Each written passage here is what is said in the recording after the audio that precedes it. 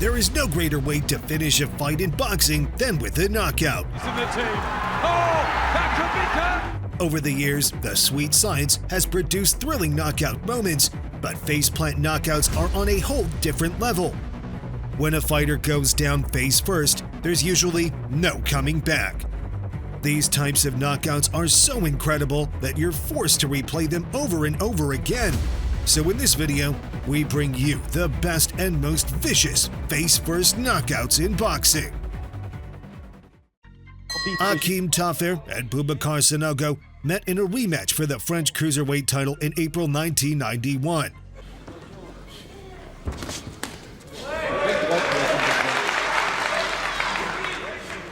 About midway into the second round, Tafir connected with a vicious hook that caught Sanogo flush on the button.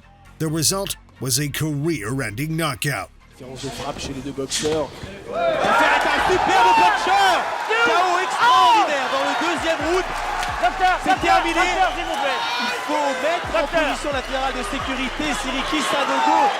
Il conserve son titre de champion de France. Akim Tafir. Sanogo a pris cette droite terrible, extraordinaire que nous allons revoir. Mais Sanogo reste allongé, mais il va récupérer. On ne va pas s'affoler, on va lui enlever le protégeant. On va tranquillement se calmer. Ça a été terrible. In September 1995, unbeaten Steve Roberts took on Dick Hands in his fifth professional fight. Roberts put together a quick combination in the opening round to score a brutal first-round knockout. Very carefully by the matchroom gym at the moment. Oh, that's a bad knockout. That is out in round one for poor Dick Handscat. I don't really think there's any point taking the count up. The left-right, or rather the right-left combination, and it was the... Tony McKenzie and Michael Driscoll met in a rematch in October 1993. McKenzie had won the first fight on points, but Driscoll got his revenge by knocking the former champion out cold in round 5. He can cut 100 of them, Dave. He isn't getting up. Absolutely fabulous right hook. Forget it. Does not know where he is. Absolutely fabulous right hook. Where he is. That was an astonishing shot from Driscoll. Right hook round the side. Let's have a look at that. In this classic bout, unbeaten Matthewhilton faced former three-time world champion Wilfred Benitez in his biggest test yet. Came back down to 154. However, the rising star showed no respect for the faded champion and floored him with a body shot in round 1. You saw Hilton just lose his balance. There's a body shot, and that dropped Benitez. Hilton continued to batter Benitez around the ring throughout the fight. He went into it more. Around one of that fight, I believe he was down in the first round. He was. And as I said, he's a slow start. Oh, there's another tremendous body shot. Entire Hilton family on hand. There's a right and a left combination that sent Benitez. A couple of fights ago, Matthewhilton. There is wobble Benitez with a left hook. Hilton trying to finish him, getting a little wild now. But Benitez backed up on the ropes. Under 30 seconds to go. Hilton. Before producing a sensational knockout in round 9.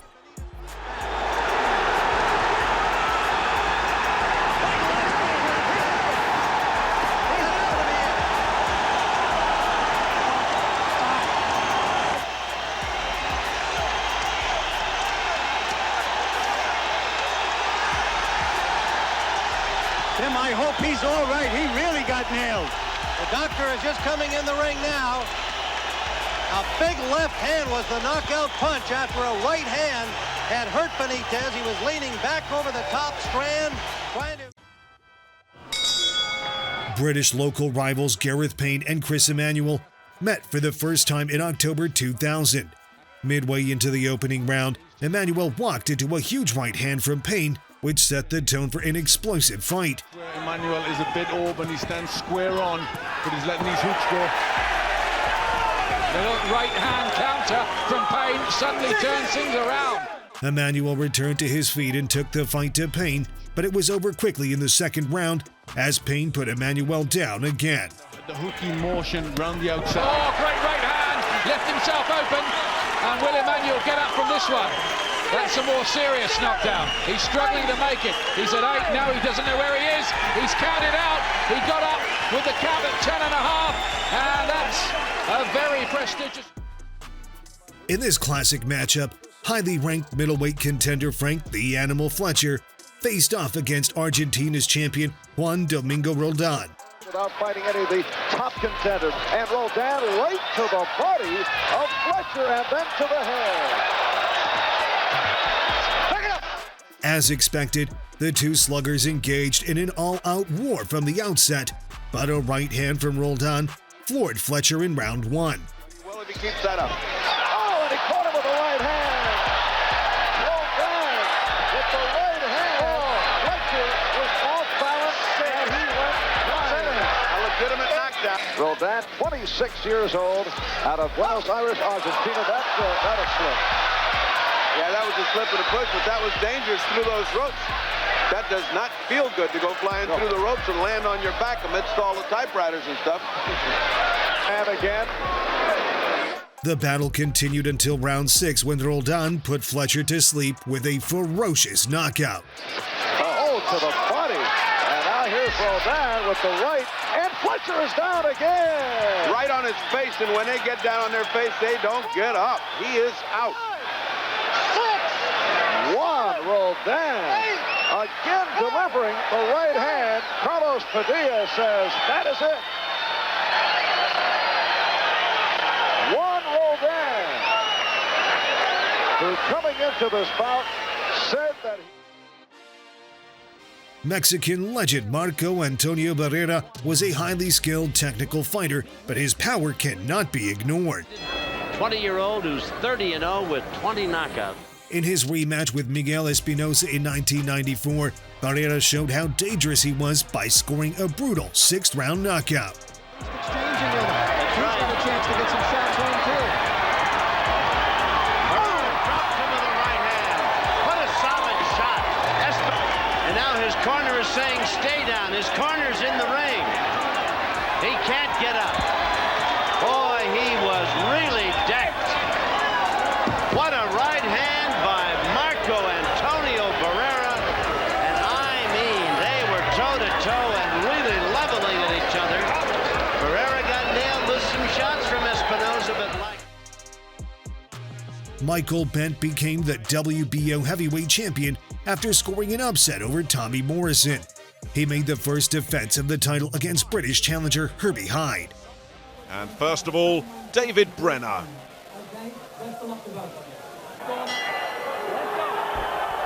The hard-hitting challenger floored Bent in the 3rd round. right, and that hurt Bent, and he's got him down. Bent barely survived the knockdown, but somehow made it out of the round. It's coming piling in there. Punches are coming from everywhere. Bent trying to fight back. I to say, haven't hurt me. Don't believe that for 1 instant. And never as a champion. In round 7, Hyde lived up to his nickname, the Dancing Destroyer, as he destroyed Bent completely. Oh, what a good right. Oh, what a cracking shot. He's down. Gathers himself up, but out.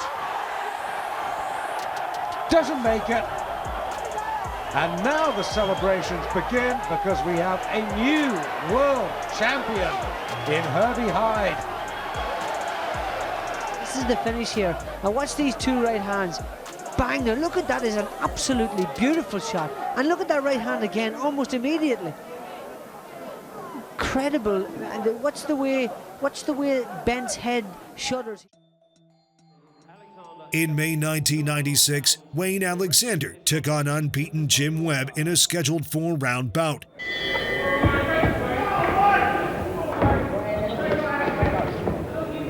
He's kind of messing up. Alexander's setting himself up to try and...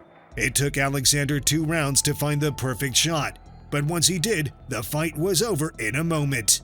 That one got through. That's the punch he's been looking for all the way through that left hook. Fit is he?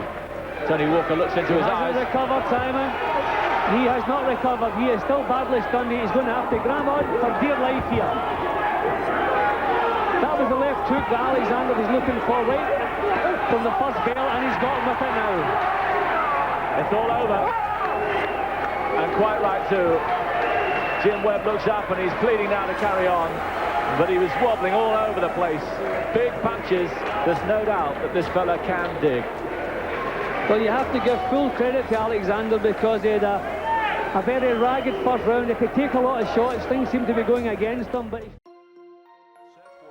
In December 1993, pound-for-pound king Terry Norris defended his WBC middleweight title against former unified welterweight champion Simon Brown. Castro, Carl Daniels, and Meldrick Titter.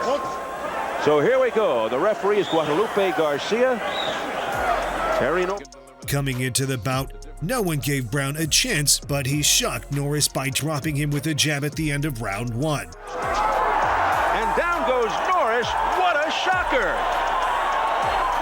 He shoved it quick, he stuck him with a left hand real quick, and it is a knockdown, but it's one of those flash knockdowns. Norris got up and attempted to fight back, but was stunned multiple times throughout the fight by the challenger.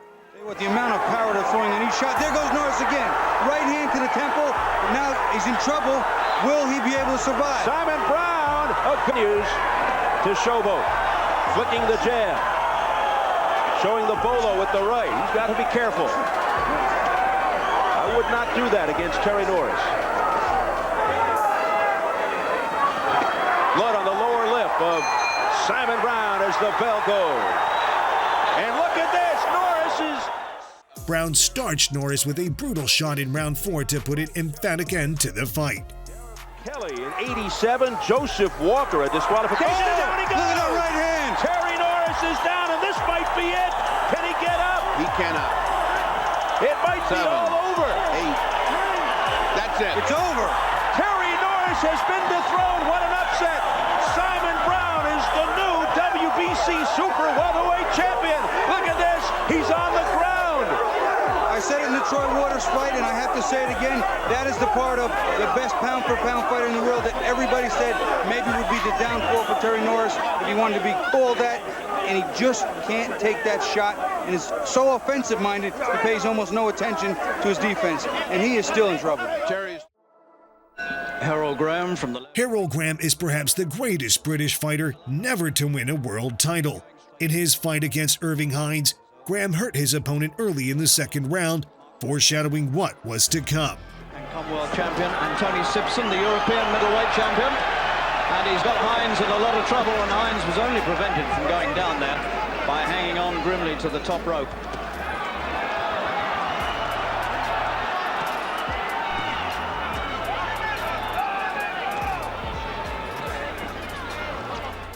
Moments later, Graham flattened Hines with a brutal knockout punch. He's under heavy fire again. This is the second round, and it might not go much further.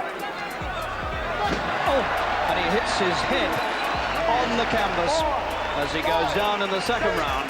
7, 8, 9. And he's going to be counted out by Harry Gibbs, and out he is in just under 2 minutes of the second round. Harold Bomber. Lennox Lewis took on the hard-hitting Razor Ruddock in a WBC heavyweight title eliminator in October 1992. All right, second man, good luck to both of you. For Lewis, wins over Ocasio, Weaver, Terrell Biggs. Ruddock came into the bout as the favorite, but soon found himself in trouble against Lewis as he was floored at the end of round 1. Big right hand by Lewis, and down is Ruddock. Fireworks from Lennox Lewis at the end of round 1. Ruddock was saved by the bell, but Lewis continued his attack in round 2 and floored him for the second time. Lewis, Ruddock already in trouble and down for the second time in this. Ruddock jumped up and fought back bravely, but what followed was a devastating knockout as Lewis announced himself as a legit heavyweight contender. The end to this. Opportunism. Big right hands by Lewis. Down goes Ruddock again. Does he have it in him to beat the count? Joe Cortez says no. It's over. Lennox Lewis with an explosive second round knockout. British Darren Bruce took on John Green in his 9th professional bout. First round win over Lee Molyneux. Bruce ended the fight with an explosive knockout just 40 seconds into the fight, effectively ending Green's boxing career. Scott Dixon, now Dixon, goodness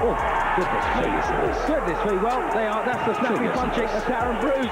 Well, I was about to give you the lowdown here on John Green, but he's absolutely flat here in the first round. Referee Tony Walker counting him out in the act of rising. Whew, Alex Gow will be delighted with that, and so will Freddie King in the Darren Bruce. In April 2011, unbeaten Gregor Proenza defended his European middleweight championship against Spanish star Pablo Navasquez. The challenger, who was fighting in his home country of Spain, had the support of the crowd. Y vamos a ver si puede imponer su criterio. However, Proenza silenced them with an impressive 9th-round knockout win. Le están indicando en la esquina del polaco que vaya por todas. Pasando problemas ahora, Pablo está preocupado porque le están entrando las manos. ¡Ahí va! Le ha llegado la izquierda perfecta del polaco y yo creo que Pablo Navasquez está prácticamente... No, ya está... No, ha subido al ring, sube al ring... Seconds out. Gary Mason is undoubtedly one of the hardest-hitting British heavyweights. He displayed his destructive power against Denroy Bryant in his 7th professional fight by knocking him out cold on his feet in the first round. There's the right, and he's got him, and a following left, and he's gone nose down, and he won't get up from that. He's out for the night, I'm afraid. All over. Paddy saw the referee not even bothering to count and calling the men in quickly, which is right, and we can see it again. These were some punches. Just as Brian fancied his chance, he was coming in attacking like that. Back in September 2006, British fighters Jamie Moore and Matthew Macklin clashed in an epic battle for the British light middleweight title. Both men gave the boxing world an unforgettable slugfest that lasted for 10 rounds. Billy Graham, Macklin's trainer, says Moore will be very surprised by these body shots from Macklin. He's made his intentions early, and Moore backed up on the ropes. Presses forward again, and backs Moore up. Good body shot there. Back comes the champion. Moore's eye as well to add to the drama here. Well, a lot of clever work in this round from Jamie Moore. He's used his experience. He's used uppercuts from Moore. They've given him a great deal of success over the years. Macklin waiting. Look at this from Matthew Macklin. Nice to turn southpaw. He is so fit and that was so a good left hook. That was a shaker. That caught him high in the head. But he won't hold. He won't smile. Too much. But midway into the 10th round, Moore scored a terrifying knockout that left fans fearing for the worst. K's in the team. Oh, that could be curtains. He won't get up from that. 10th round, Macklin's out. Luckily, Macklin made a full recovery after the fight. This will need to come in. That's the respect between them. And at the end of the war, it is Jamie Moore that comes through. In March 1980, unheralded Mike Weaver challenged the unbeaten John Tate for his WBA heavyweight championship. The Tate-Weaver fight, we'll have Sugar Ray Leonard and Dave Boy Green from Landover, Maryland, 25 pounds in weight. Things did not go Weaver's way in this fight, as Tate dominated every second of the fight. The first round, he's doing it. 2 title opportunities. So quickly, a hard right fight. Fight is way off the rope, giving away 25 pounds. John won't let him off. Stuns him with the right hand. Hits him again with the right hand. I don't think he really did a whole lot of damage. It got the crowd pretty excited, but that overhand right there hurt him. Coming into the 15th and final round, Tate was ahead on all the scorecards, but lost his concentration for a split second. The result was one of the most beautiful come-from-behind knockouts in heavyweight boxing. Maybe what it is. Left back. Tate goes down in his face. Weaver hits. Payne is down. He is just beginning to move. The fight is over. Weaver has knocked him out in the 15th round. With less than a minute to go in the 15th round, Weaver knocked him cold. Incredible.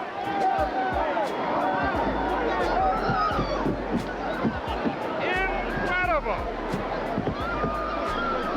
Mike Weaver. Following a controversial first meeting that saw Paul Williams defeat Sergio Martinez via a majority decision, the two would meet again in 2010 for a rematch. Let the ride begin as Williams throws the first punch. This time around, Martinez did not allow the decision to go to the judges as he delivered a brutal second-round knockout to exact his revenge. Good left hand, and down goes Williams. I think it was a right hand. Williams through the left, Williams down. He's not getting up, guys. Not getting up. That is the knockout of the year, if nothing else. A sensational, shocking, one-punch knockout of a normally iron-chinned, top-notch fighter. Which of these knockouts is your favorite? Leave your answer in the comments below.